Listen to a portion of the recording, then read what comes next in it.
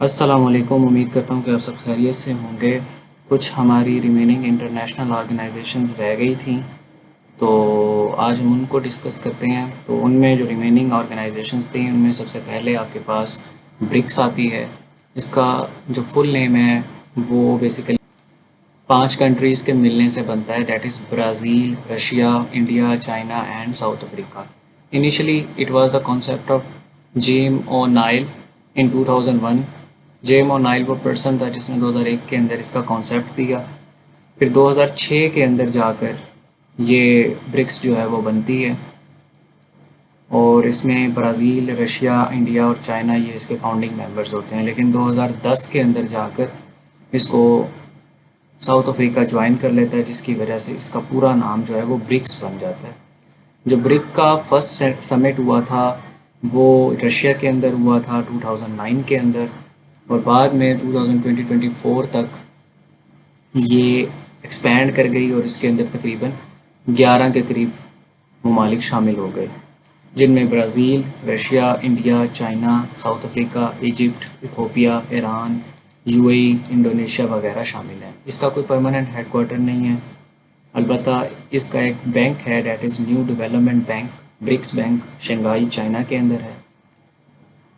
इसका पर्पस जो था, बनाने का मकसद जो था, एक तो इमर्जिंग जो इकोनॉमीज़ थी उनके दरमियान कॉपरेशन को बढ़ाना था, इकोनॉमिक कॉपरेशन को, माली इमदाद वगैरह, माली मदद वगैरह को बढ़ाना था। दूसरी चीज़ ग्लोबल इन्फ्लुएंस बढ़ाना था डेवलपिंग कंट्रीज़ का। इनको वैसे कोई किसी खाते में नहीं लेता, तो ब्रिक्स का एक पर्पज़ ये भी था कि इसको जितने भी डेवलपिंग कंट्रीज़ हैं आपके, इनको इनके असर व रसूख को दुनिया में बढ़ाना है, इनकी अहमियत को भी बढ़ाना है। तीसरा ट्रेड को, इन्वेस्टमेंट को और डेवलपमेंट को बढ़ाना था।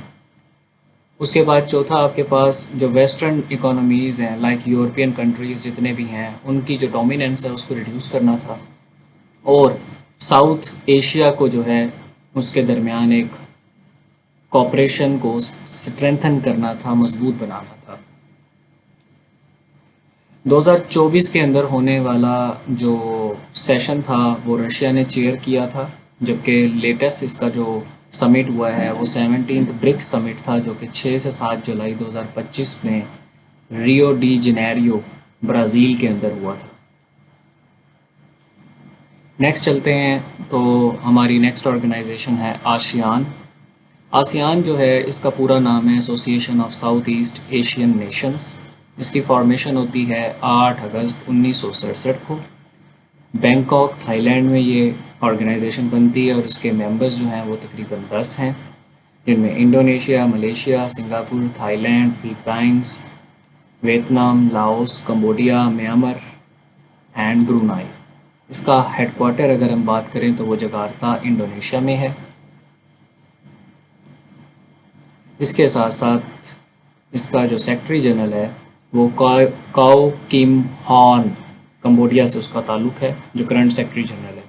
अगर पर्पज़ की बात करें तो इसके पर्पज़ में सबसे पहले तो एज़ यूजुअल इकोनॉमिक कोऑपरेशन को जो मेंबर स्टेट्स हैं उनके दरमियान प्रमोट करना है, पीस और रीजनल स्टेबिलिटी को मेंटेन करना है, ट्रेड और डेवलपमेंट को इंक्रीज़ करना, और उसके अलावा पॉलिटिकल, कल्चरल और सोशल कोऑपरेशन जो थी इनको स्ट्रेंथन करना था, इनको मजबूत करना था।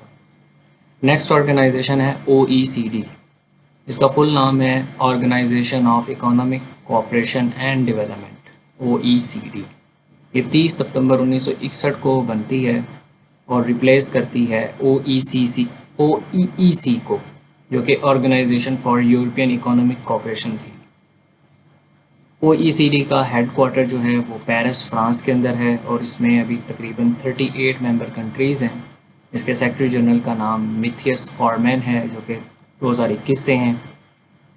और OECD को ऑफनली हम पॉलिसी थिंक टैंक के नाम से भी जानते हैं, जो कि डेवलप्ड कंट्रीज़ की पॉलिसी थिंक टैंक कहलाती है।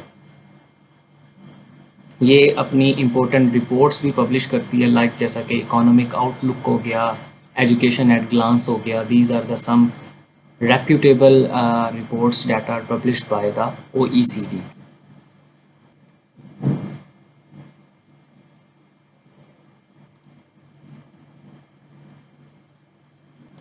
अच्छा जी, इसके करंट मेंबर्स की अगर हम बात करें तो उसमें चाइना, रशिया, इंडिया 2017 में ज्वाइन करता है। पाकिस्तान ने भी 2017 में ज्वाइन किया था। Kazakhstan, Kyrgyzstan, Tajikistan, Uzbekistan, Iran, Belarus 2024 में करता है। ईरान फुल मेंबर है 2023 से। तो ये कुछ 10 के करीब ममालिक बनते हैं जो कि इसके करंटली मेंबर्स हैं। और इसके सेक्रेटरी जनरल का नाम है जेंग मिंग, जो कि चाइना से बिलोंग करते हैं। अब पर्पस जानना ज़रूरी है ताकि आपको ऑर्गेनाइजेशन को याद रखना आसान हो जाए। तो इसका सबसे इम्पोर्टेंट जो पर्पस था वो रीजनल सिक्योरिटी और कोऑपरेशन को स्ट्रेंथन करना था, टेररिज्म, सेपरेटिज्म और एक्सट्रीमिज़म के ख़िलाफ़ लड़ना था, इकोनॉमिक और ट्रेड कोऑपरेशन को प्रमोट करना था, पीस और स्टेबिलिटी को यूरेशिया यानी कि यूरोप और एशिया, इनको एक कलेक्टिवली यूरेशिया कहा जाता है, इसके अंदर इंश्योर करना था। और उसके साथ साथ कनेक्टिविटी जो थी मेंबर स्टेट्स के दरमियान उनको इम्प्रूव भी करना था। एससीओ को ऑफनली यूरेशियन सिक्योरिटी ऑर्गेनाइजेशन भी कहा जाता है क्योंकि ये ज़्यादातर सिक्योरिटी के ऊपर, counter terrorism like rats mechanism है इसका, एंड मिलिट्री कोऑपरेशन, इन चीज़ों पे फोकस करती है। समटाइम्स इसको स्ट्रेटेजिक बैलेंस इन एशिया भी देखा जाता है। अच्छा जी, नेक्स्ट ऑर्गेनाइजेशन है food and agriculture organisation, FAO. 16 अक्टूबर 1945 को बनती है। हेडक्वार्टर रोम, इटली के अंदर है। मेंबर्स इसके 195 हैं। और डायरेक्टर जनरल अगर हम बात करें तो क्यू डोंगयू हैं जो कि चाइना से ताल्लुक़ रखते हैं। 2019 से इसके डायरेक्टर जनरल हैं। पर्पस की बात करें तो दुनिया से हंगर को मिटाना इसका पर्पस है। उसके अलावा न्यूट्रिशन एंड फूड क्वालिटी को बेहतर करना, ग्लोबल फूड सिक्योरिटी को बेहतर बनाना, एग्रीकल्चर, फिशरीज़ और रूरल डेवलपमेंट करना, और उसके अलावा सस्टेनेबल फार्मिंग सिस्टम्स, ये इसकी इम्पोर्टेंट पर्पसेस हैं। अगर इसके कुछ इंपॉर्टेंट फैक्ट्स की बात करें तो एफएओ जो है वो एक स्पेशलाइज्ड एजेंसी है यूनाइटेड नेशन की, जैसे वर्ल्ड हेल्थ ऑर्गेनाइजेशन है, सेम एफएओ भी आपके पास एक स्पेशलाइज्ड एजेंसी है यूनाइटेड नेशंस की। ये कंट्रीज़ के साथ मिलकर काम करती है ताकि फूड इनसिक्योरिटी और माल न्यूट्रिशन को जो है उससे लड़ा जा सके। मेल न्यूट्रिशन वो हालत होती है जिसमें इंसान को ज़रूरत के मुताबिक जो विटामिन्स, प्रोटीन्स वगैरह डाइट के अंदर हैं वो सही तरीके से ना मिल रहे हों, तो उसको उस हालत को मेल न्यूट्रिशन कहते हैं। तो की फोकस अगर हम कहें तो ज़ीरो हंगर है। एसडीजीज़ जो हैं ये 2017 के अंदर, सॉरी 2015 के अंदर यूनाइटेड नेशंस ने अडॉप्ट किए थे, और ये तकरीबन कुछ 17 के करीब इनके गोल्स हैं जो कि इन्होंने 2030 तक अचीव करने हैं। जिनमें से कुछ इंपॉर्टेंट मैं आपको बता देता हूँ, जैसे कि दुनिया से गुर्बत को ख़त्म करना, क्वालिटी एजुकेशन प्रोवाइड करना, क्वालिटी हेल्थ देना, और उसके साथ साथ ज़ीरो हंगर जो कि एफएओ का भी मेन गोल है, वो भी एसडीजीज़ के अंदर ही इंक्लूड है। नेक्स्ट चलते हैं तो सार्क है हमारे पास, जिसे हम south Asian association for regional cooperation कहते हैं। 8 दिसंबर 1985 को बनती है ढाका, बांग्लादेश में, और इसका हेडक्वार्टर काठमांडू, नेपाल में है। टोटल मेंबर कंट्रीज़ इसके 8 हैं, जिनमें अफगानिस्तान, बांग्लादेश, भूटान, इंडिया, नेपाल, पाकिस्तान एंड श्रीलंका है। सेक्रेटरी जनरल जो हैं वो गोलम सरवर हैं, जिनका ताल्लुक बांग्लादेश से है। अगर पर्पस की बात करें तो रीजनल कोऑपरेशन को प्रमोट करना है साउथ एशिया में। उसके अलावा इकोनॉमिक एंड सोशल डेवलपमेंट को स्ट्रेंथन करना है, और ट्रेड, ट्रांसपोर्ट और कनेक्टिविटी को इम्प्रूव करना है। इसके साथ साथ पीस और स्टेबिलिटी को भी रीजन के अंदर इन्हेंस करना है। अगर हम एग्ज़ाम पॉइंट ऑफ व्यू से देखें तो सार्क जो है उसको ऑफनली लेस एक्टिव कंसीडर किया जाता है, क्योंकि पॉलिटिकल टेंशंस जो हैं वो मेंबर्स स्टेट्स के दरमियान चलती रहती हैं। अगर हम इसके मेन एरिया की तरफ बात करें कि ये किस चीज़ पर फोकस करती है, तो ट्रेड के ऊपर, एजुकेशन, हेल्थ और रीजनल इंटीग्रेशन के ऊपर जो है ये फोकस करती है। नेक्स्ट ऑर्गेनाइजेशन है जी SAFTA, that is called South Asian Free Trade Area. Agreement हुआ था बेसिकली 2004 के अंदर, और इम्प्लीमेंट किया गया था इसे 2006 के अंदर। पर्पस था free trade among SAARC countries, यानी कि ये सार्क से रिलेटेड ही एक एग्रीमेंट था जिसको 2004 में साइन किया गया था, और 2006 में ये इम्प्लीमेंट होता है कि जितने भी सार्क मेंबर स्टेट्स हैं, जो कि 8 तकरीबन बनते हैं, इनके दरमियान कोई सेंक्शंस नहीं लगेंगी, कोई टैरिफ्स नहीं लगेंगे, और फ्री ट्रेड को जो है ना प्रमोट किया जाएगा, ताकि ये मेंबर स्टेट्स हैं इकोनॉमिकली स्ट्रॉन्ग हों और इनके दरमियान एक इंटीग्रेशन पैदा हो सके। नेक्स्ट अगर हम इसके पर्पस की बात करें सेफ्टा की, तो टैरिफ्स और ट्रेड बैरियर्स को रिड्यूस करना था। उसके अलावा रीजनल इकोनॉमिक इंटीग्रेशन था, जो कि मैं पहले बता चुका हूँ। इकोनॉमिक कोऑपरेशन इन साउथ एशिया, ठीक है। तो इम्पोर्टेड अगर एग्जाम पॉइंट ऑफ व्यू से बात करें तो सेफ्टा जो है वो एक ट्रेड एग्रीमेंट था जो अंडर सार्क होता है, और इसका फोकस था टैरिफ को रिड्यूस करना और ट्रेड फैसिलिटेट करना, जो कि मेंबर स्टेट्स के दरमियान थी। तकरीबन 8 मेंबर स्टेट्स हैं इसके। नेक्स्ट ऑर्गेनाइजेशन की तरफ चलते हैं, that is called UNIDO, United Nation Industrial Development Organisation. Full name इसका ये है, और फॉर्मेशन इसकी होती है 17 नवंबर 1966 के अंदर। ये एक यूएन की स्पेशलाइज्ड एजेंसी बनी 1985 में। इसका हेडक्वार्टर वियना ऑस्ट्रिया के अंदर है। मेंबर जिसके 170 प्लस मेंबर स्टेट्स हैं। डीजी की अगर बात करें तो जेरेड म्यूलर हैं जो कि 2021 से हैं। पर्पस की अगर हम बात करें तो इंडस्ट्रियल डेवलपमेंट को प्रमोट करना है डेवलपिंग कंट्रीज़ के अंदर, क्योंकि डेवलपिंग कंट्रीज़ में सबसे ज़्यादा जो लैक होता है वो इंडस्ट्रीज़ का होता है, जिस वजह से उनमें पॉवर्टी रहती है। अगर इंडस्ट्रीज़ को डेवलप किया जाए तो पॉवर्टी को ख़त्म कर काफ़ी हद तक जो है वो रिड्यूस किया जा सकता है, क्योंकि आपके पास एम्प्लॉयमेंट बढ़ जाती है, एम्प्लॉयमेंट रेट बढ़ जाता है, जॉब्स क्रिएट होती हैं, तो ज़्यादा से ज़्यादा लोग जब एम्प्लॉयमेंट करते हैं, पैसे कमाते हैं, तो आपकी पॉवर्टी ख़त्म होने के चांसेस ज़्यादा होते हैं। तो इसका ये पर्पस था कि पॉवर्टी को जो है हम इंडस्ट्रियलाइजेशन के थ्रू रिड्यूस करेंगे। सस्टेनेबल इकोनॉमिक ग्रोथ की ज़रूरत है तो उसको सपोर्ट करेंगे, और टेक्नोलॉजी ट्रांसफ़र करेंगे और इनोवेशन की तरफ जाएंगे और उसको इंकरेज भी करेंगे। स्ट्रेंथ करेंगे inclusive and green industrial development को, यानी कि जितनी भी आपके पास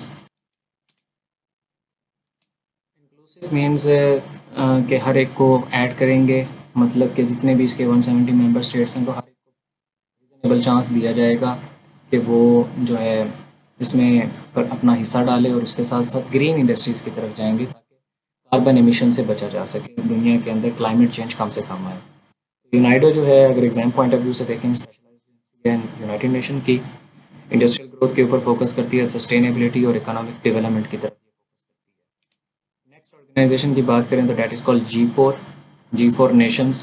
फॉर्मेशन 2005 में होती है। 4 मेंबर स्टेट्स थे इसके, India, Germany, Japan and Brazil. इनका जो पर्पस था वो एक दूसरे को परमानेंट सीट दिलाने के लिए यूएन सिक्योरिटी के अंदर सपोर्ट करना।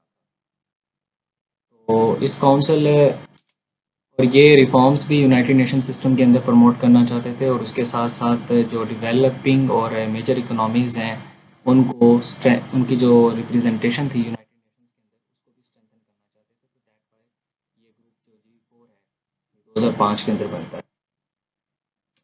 बट इन चारों में से कोई भी जो मुल्क है या मेंबर है वो इनमें से तो कम से कम किसी भी पर्पस को अचीव करने में कामयाब ना हो सका। नेक्स्ट चलते हैं तो जी7 है, ग्रुप ऑफ 7, 1975 में फॉर्मेशन होती है।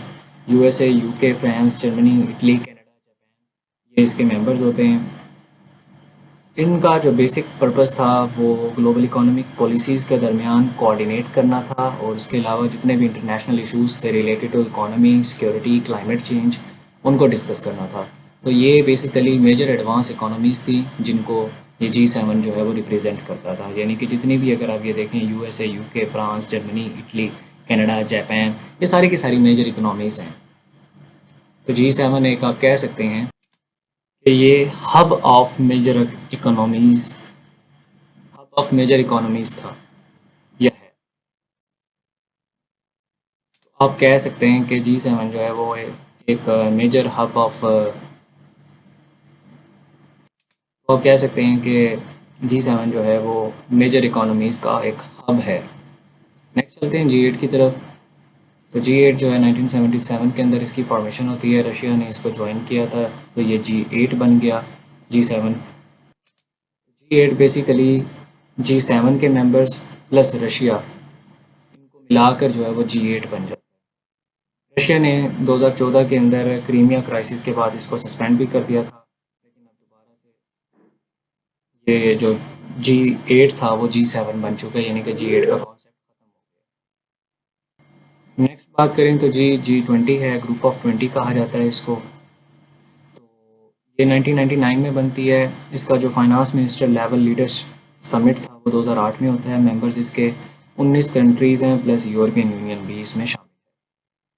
यूरोपियन यूनियन को हम आगे जाके पढ़ेंगे कि ये बेसिकली क्या है। इसमें